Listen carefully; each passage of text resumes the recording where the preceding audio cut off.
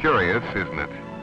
No matter how many years a man puts into building things like these, planning them, working on them, living with them, he never gets tired of looking at them again. Not if he's an engineer. Me? I've been at it quite a while, but I always get a thrill out of seeing the real man-sized job engineering is and what it's meant to this country of ours. Building things better, cheaper, faster. It's been the story of our country. Building things is in our blood.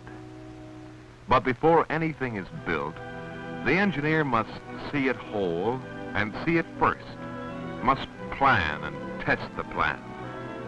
That road, for instance, just a groove in a sand pile? Not to him it isn't. In his mind, it's the biggest, best superhighway ever built. Sure, we've all built bridges in our mind, bridges from little things to big things, from a sand pile to a superhighway, from a test tube to a research laboratory. Think, plan, draw the plans, check them, see that they're carried out. That's engineering, whether the problem is civil, chemical, mechanical, or electrical. And that's why a man in my position gets a special kick out of working with a young graduate engineer like Bob Lamson. We know our profession is in good hands, on the right track.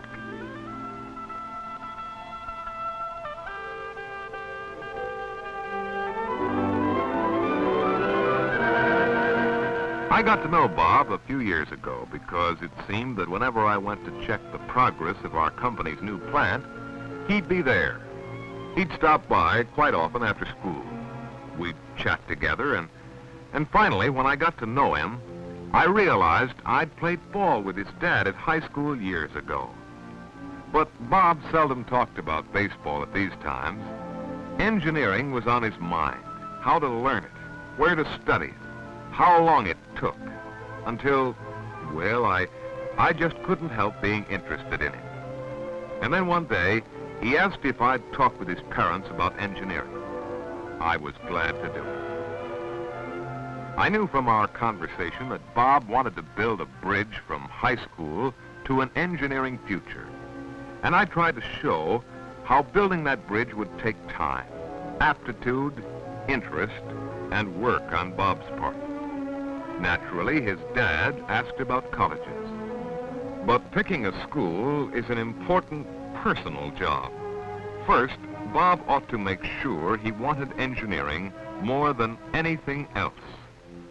Perhaps the best way for Bob to make sure would be for him to spend 10 days in June at my old school. Under a plan they call the TechniQuest, he'd get a real taste of engineering.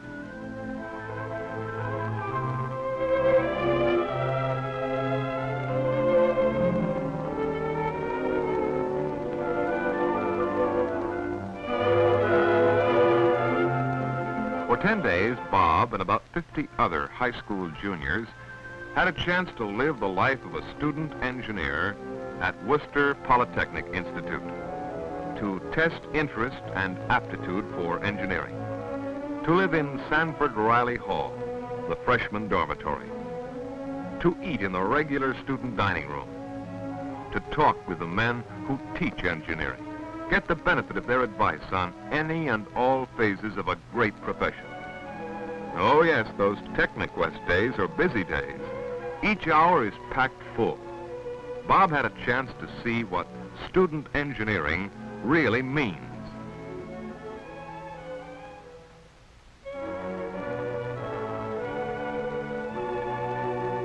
But it wasn't all work. No schedule at Worcester is all work, for a fellow has to keep himself in good shape to do his best mentally. Engineering, any kind of engineering, calls for good physical conditions, and no one knows it better than the men who plan things at Worcester Tech. There's equipment for almost every known sport or exercise, indoors or out. Bob quickly discovered that when you study engineering, you work with your hands as well as your head, and you have something to show for it. When the 10 days were over, Bob's TechniQuest advisor told him his test showed real interest and aptitude for engineering. If they hadn't, his advisor would have suggested, as he did to this fellow, that he try another field. Either way, the TechniQuest was worth the time. When Bob finished, he had only one problem on his mind. Did he have enough credits, or could he get enough to enter WPI after his senior year at high school? In the fall, he went to his high school guidance counselor. He knew he was all right on his math and physics, but now he knew further that he'd need both physics and chemistry. So, together, they planned his senior year to include the required chemistry. Bob worked hard that last year, but he still found time to pitch his school to the top of its league, and I went to see him do it. Oh, yes, someone else was there, and a real nice girl Betty was, too. As a matter of fact, on the day Bob heard he'd been accepted at Worcester, he couldn't get the news to her fast enough. And, of course, I was delighted when he called me. The fourth Monday in September, freshman week. Honey, it was like living it all over again myself, just thinking about it.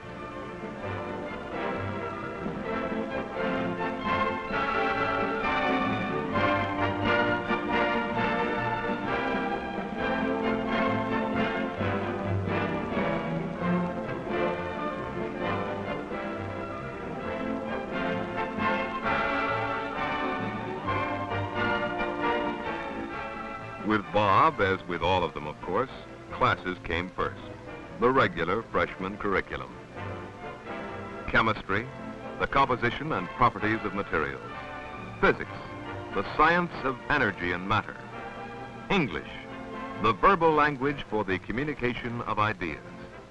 Mathematics, the symbolic language of science. Drawing, the graphic language of engineering. History, our heritage from the past as a guide to the future, and physical education for a sound body. Sure, it's a man-sized schedule, but how else was he going to learn a man-sized job? But it wasn't all work. There was also time now and then for a breather down at the student center, a bit to eat, a chance to get better acquainted.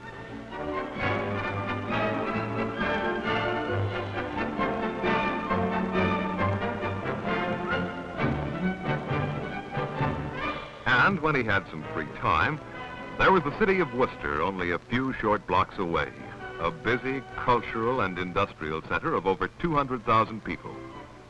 As for athletics, a full, busy program of intercollegiate and intramural sports. I made it a point to get back for the homecoming game. No old grad ever completely gets over the thrill of it.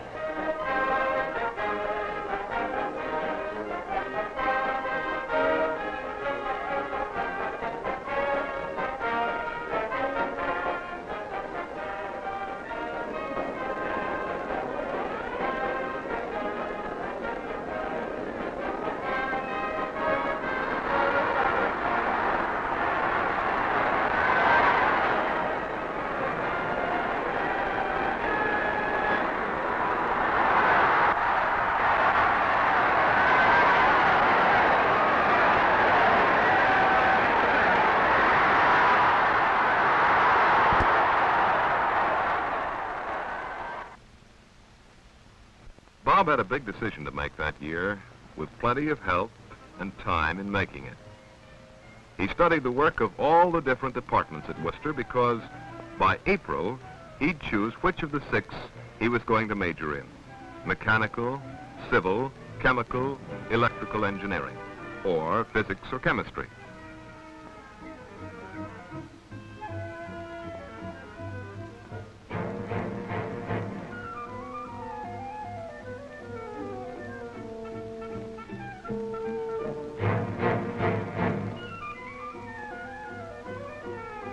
Finally, after a great deal of thought, he chose mechanical engineering. In the meantime, he had pledged to one of the several fraternities which had given him bids during the rushing season. There are 9 chapters of national fraternities, each with its own house handy to the campus. No, a man doesn't have to join one if he doesn't want to, but most of the students do, particularly those from out of town. The friendships and associations Bob made while living in his fraternity house would, I knew from experience, last him the rest of his life. Bob wasn't a campus big shot, and he wasn't the top man in his class, but he did well. And busy? I'll say he was. Not too busy, though, to get a real kick out of his first fraternity dance. And who wouldn't, with a gal like Betty?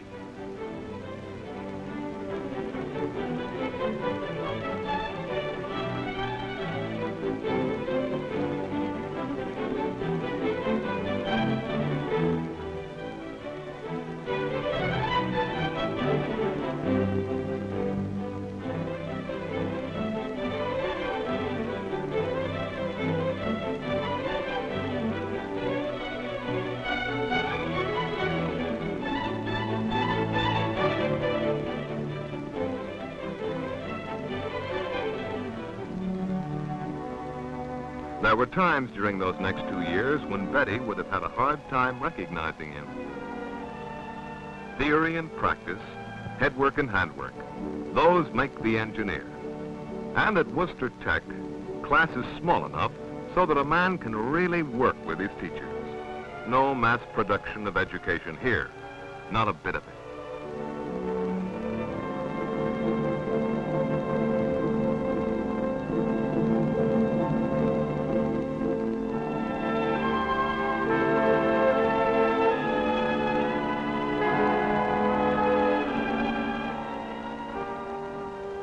You learn to assemble your facts and present them so they make sense. No, not just to yourself, but to someone else. You don't put all your time in at school either. You get out and see how it's done under actual conditions, in factories and plants. I know Bob was surprised to find that almost 1 hour out of every 5 was given to such subjects as English, history, economics, government. And when you stop to think of it, what good is an engineer without a broad background? Bob began to develop that background early, for he was chosen for the Tech News. First, as a reporter, then a member of the managing staff. He tried out for the Glee Club, and made it too. And in his junior year, he was elected to the Tech Council, the student governing body. Like everyone else at school, he was very much interested in the major winter sport, as who isn't?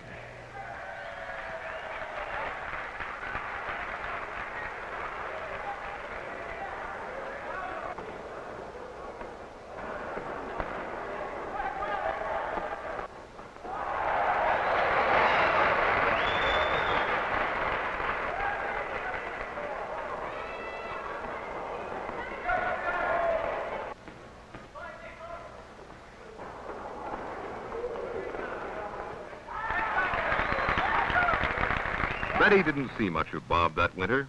She was in college, too. He wrote that he was happy and busy, that he'd found the work he really loved and was making the most of it. That more and more he was realizing how lucky he was to be in a school where classes are small, where there's a chance to talk and work closely with his teachers.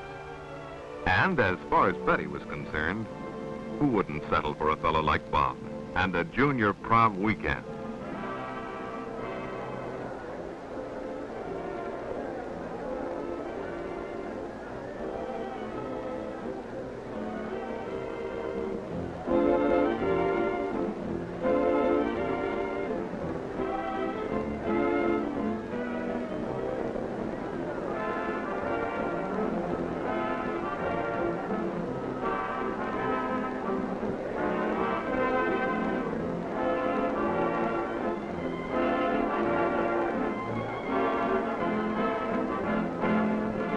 Then, almost before I knew it, 3 years had gone by, and Bob was a senior. He decided to specialize in industrial engineering. There was plant layout and production analysis. labor and management problems, all the things that go toward making today's engineer a key member of the industrial team. He made numerous trips to plants in the Worcester area, learning more about the engineer's place in industry. And along toward the end of his senior year, there were interviews about employment after graduation. Many industrial executives are Worcester alumni. From their own experience, like my own, they know how important it is to keep good men coming along, how vital such men are to keeping industry where it belongs in our great American system of free enterprise. It was only natural, too, that Bob would begin to think about the years ahead when he would maintain his ties with the campus through the Alumni Association, its magazine, and its clubs scattered throughout the country.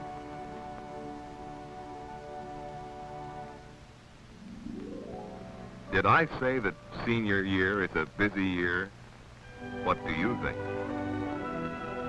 And as a senior, Bob took a deep interest in the more serious side of student life. He kept his eye on what was going on in the other departments, too.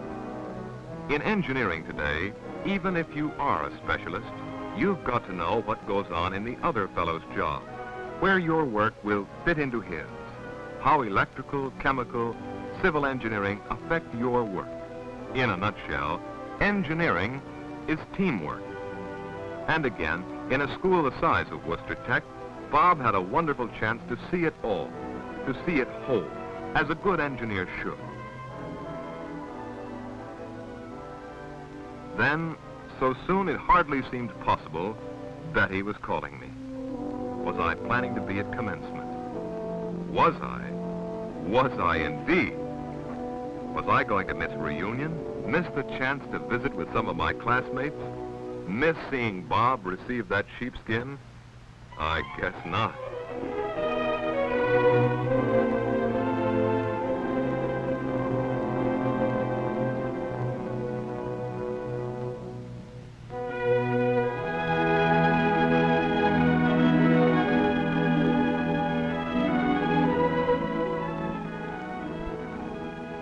Yes, reunion. And then commencement.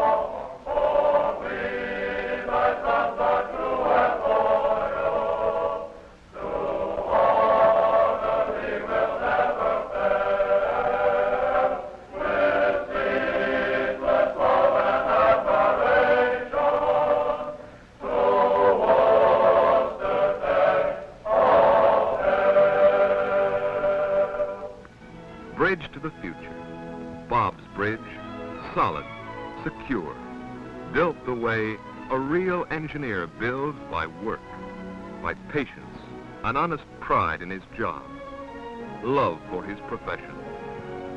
Beyond that bridge lay the world, and Bob was ready.